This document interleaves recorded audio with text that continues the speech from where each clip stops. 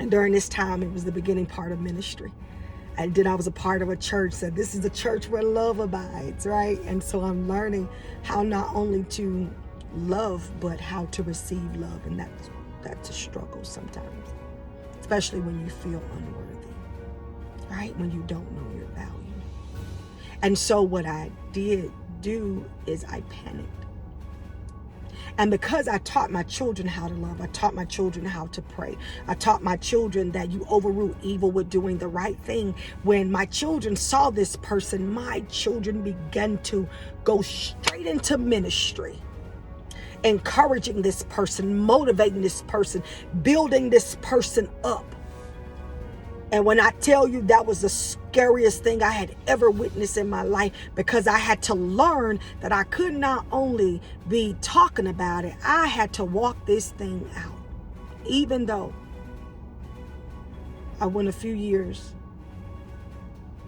beyond that point, it took me to actually literally truly forgive, because that was in my heart, that was in my body, that was trauma that actually happened to me at the age of 7. And so that was a hard journey. But I tell you this, I decided to let go. Mainly because I realized that there were some things that were holding me back. I gave this person permission to control my life based on what they did to me. I blame myself for a lot of different things. I said it was my fault. I tried to tell, no one would listen to me. All of these different things. And it's just not that. And it didn't stop right there. It continued with different situations that I went through. But I realized in that moment, I had to make a decision. I had to partner with the process.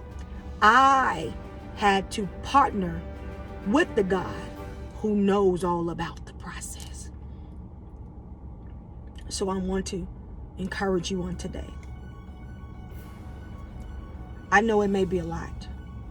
I know it may be some things that you never told anybody. Honestly, a lot of things that I've actually shared came through my writings. Me becoming a published author, because no one could tell my story like I could. No one. I own my story because it's mine. It's my unique story. It tells about my journey. It tells how I get to the place where I am now. So I want to challenge you as you move forward. I want you to stop and reevaluate those areas before you even begin to move forward. And I know we get excited about the journey. We want to do this, we want to do that. Business, ministry, marketplace, oh, we ready. But guess what? If you don't deal with it, it will eventually deal with you. But I want to challenge you. I want you to go back and reevaluate your life. Maybe there's some things that's happened. Maybe there's some things that were said. Things that somebody did something to you, and it's just been so hard for you to forgive them. I want you to begin to write those things down. Just write them down. Just release them. Because one of the things that I've actually learned on my journey is when you take those areas from out of the dark place and bring them into God's marvelous light, even if you just go and you confess it to someone else, even if you go to God, because he's faithful, he's just. Yes, he is. He's loving, he's kind. Yes, he is. And you share those things with God. When I tell you, it'll bring you into a place of peace. Most people think peace is nothing going on, nothing happening. No, honey. Peace is when everything is chaotic. Everything is falling apart, but you got the peace of God in the midst of chaos. That's the peace of God. But I want you to take those things, take it out of the darkness, because that's when we are challenged. Those are the times when the darkness try to come and take over you and make you feel ashamed. The word of God tells us, even though everything that you go through, the promise he made me was, you will not be ashamed. So I just want to share that with you on today.